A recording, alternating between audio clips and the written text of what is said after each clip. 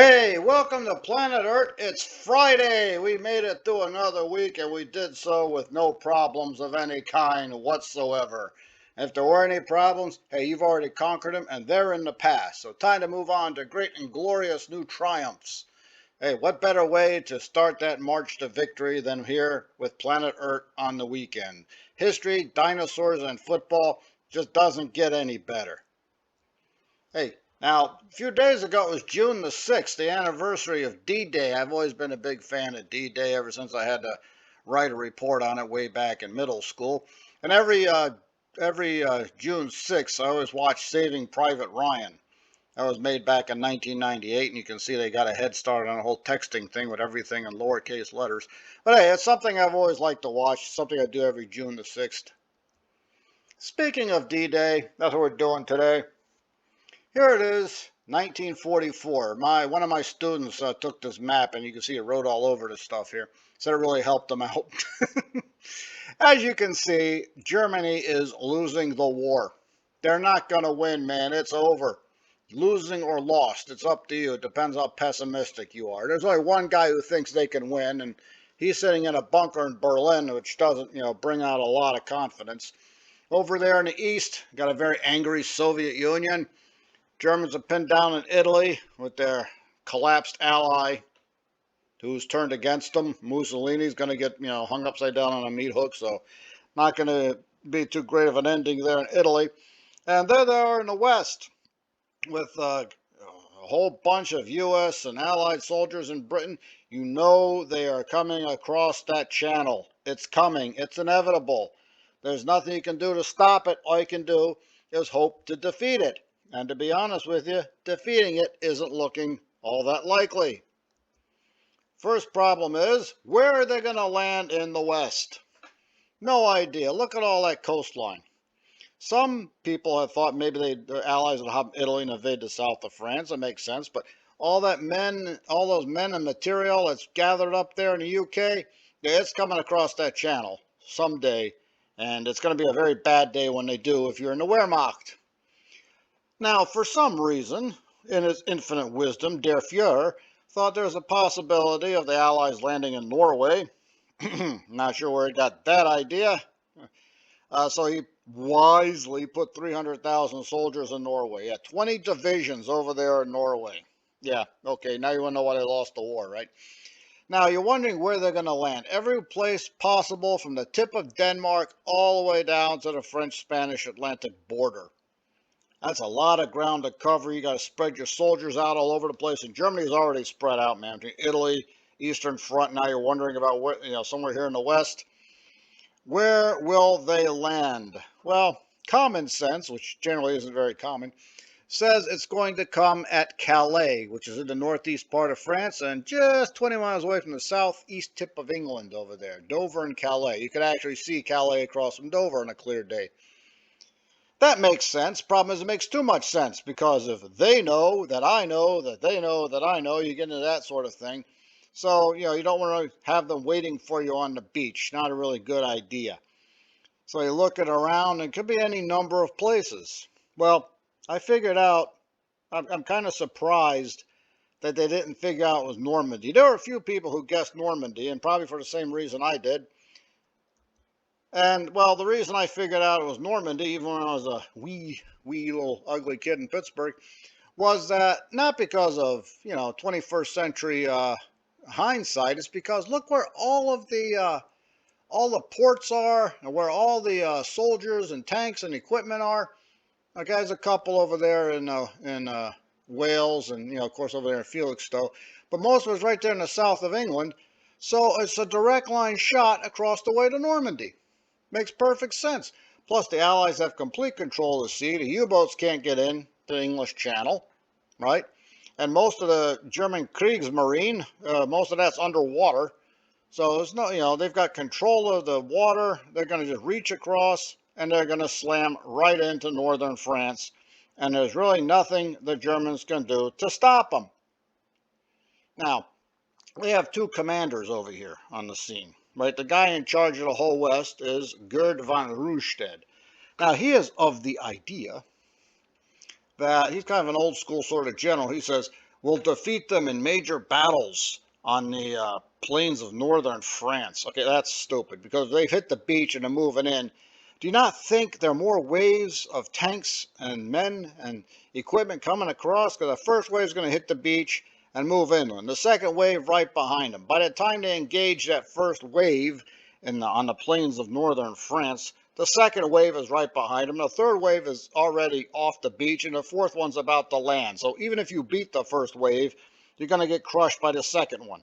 And then the third and fourth are going to finish the job. So probably not going to work out very well. Now, the second guy in command is Erwin Rommel. Remember him from North Africa, the old desert fox. He is of the opinion that we need to hit him on the beach. Okay, it makes a little bit more sense. Hit them on the beach, make sure they don't get that beachhead.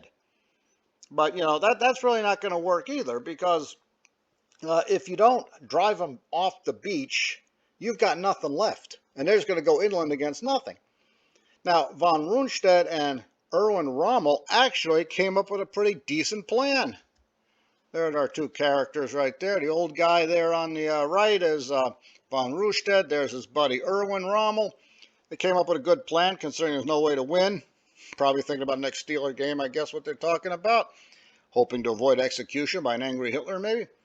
They came up with a fairly decent idea. There's a combination of build the Atlantic Wall, not to drive them back into the English Channel. If you could, that'd be great, but it's not going to happen. We'll show you why. But the idea is to pin them in place so that the forces in central France can converge on that point and then smash them back into the water, right? It's about as good a plan as you're going to have considering the problems that they're facing. But it's just not going to happen, man. Just not happen. I'm going to show you why. They talk about the Normandy landing. It's not a landing. They're landings. 5 different landings right here. You know from the movie, Omaha Beach is where most of the resistance was. But there are 4 other beachheads. Utah Beach, Gold, Sword, and Juno. Even if Tom Hanks and company have been heaved back into the English Channel, there are 4 other landings, right? And 3 of them can support each other, and the Utah landing's over on the other side, so it spreads the Germans out even more. Now, let's not forget, we've got battleships in the channel with 60-inch naval guns, which will engage and utterly destroy anything that shall land within, 40 yards or something. Not going to happen. And here's another reason it's not going to happen. Well, they cannot possibly stop these landings. Right there. The Allies have complete and utter control of the air. The German Luftwaffe spread out like everything else in Germany. They got a very angry Soviet Union to the east. They're down there in Italy. Now they got to try and defend Germany from Allied bombers that have been pounding them since 1942. It's gotten to the point now you have 1,000 bomber raids completely obliterating German cities. So the Wehrmacht is not doing a very good job on anything. And now you got to add the Western Front on top of it. This is a painting of a 1,000 bomber raid. This is the result of a 1,000 bomber raid. Right now looking too good here. Tell you, Zillow prices must really been dropping. I'll tell you that much.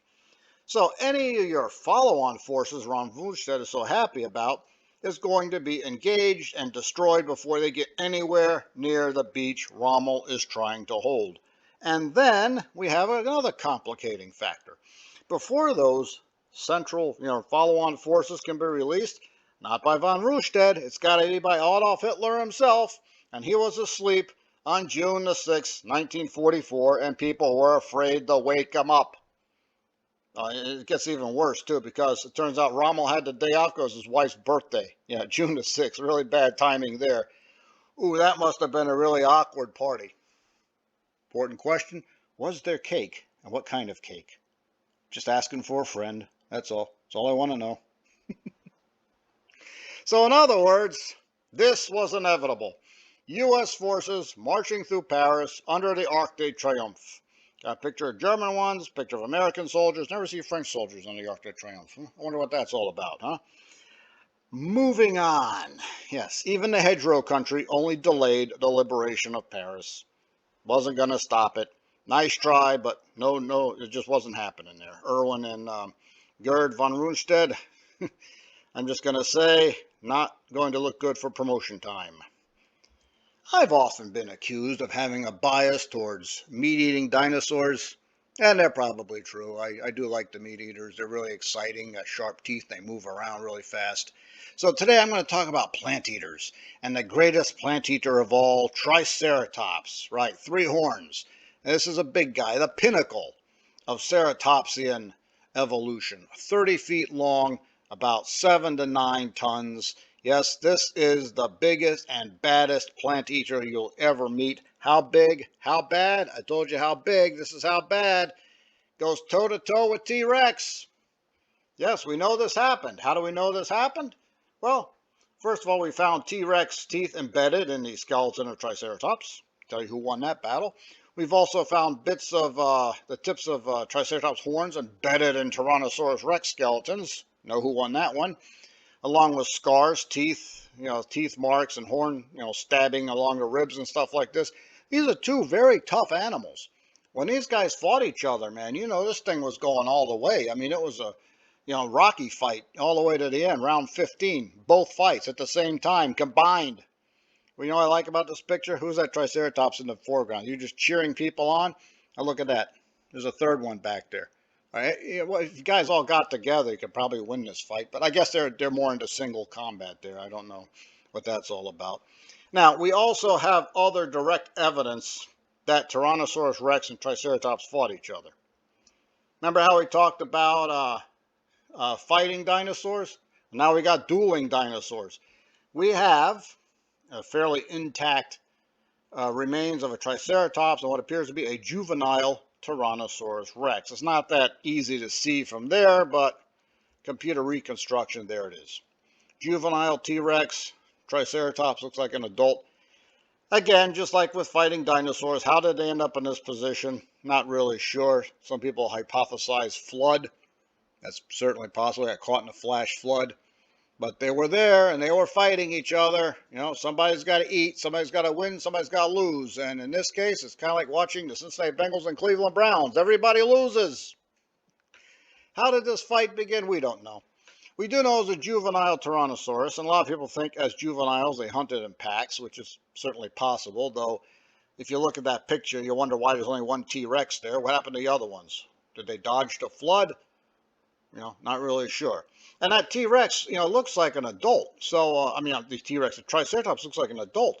So, what was it? Are Triceratops, are they solitary plant eaters? Do they march around in herds? Because they march around in herds, a juvenile T-Rex is probably going to go for a small Triceratops, an old one, a sick one, something like that. This thing looks like an adult. So, either it's solitary or maybe it got mad and charged out at the juveniles. Not really sure.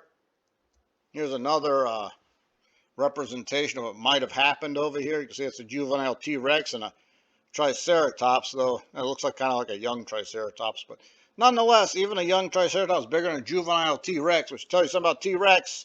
Yep, it thinks it can fight anybody and win, and had a pretty good record, though it didn't quite work out this time around. Now, did it?